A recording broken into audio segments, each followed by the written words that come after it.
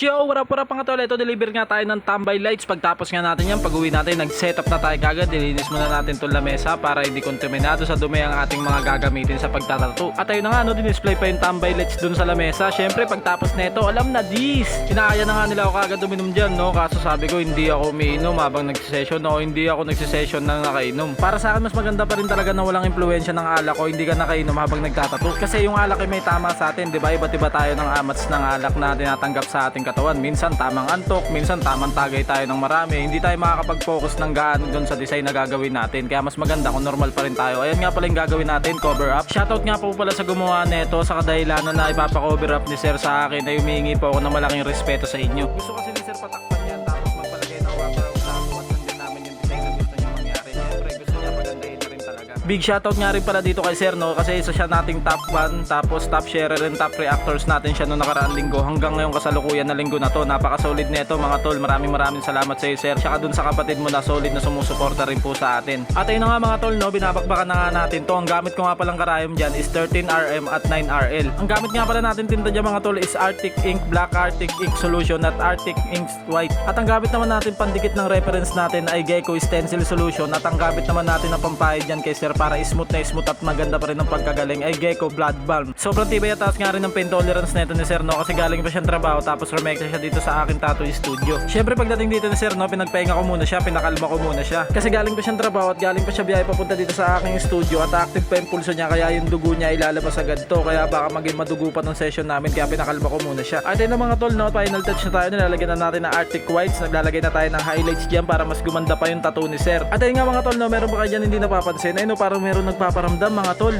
Ala, joke lang po. Ayun yung tambay lights. Pagkatapos namin nito, matik na yan. Meron na naman papaikutin na baso tapos meron na naman sisigaw na tropa na. Diba? Alin tumagal ka sa baso, wag lang sa alam nyo na yan. Tapos meron na naman kakanta na wag gawing kanin ang aming pulutan. Game na mga tol. Ito na ang ating final words.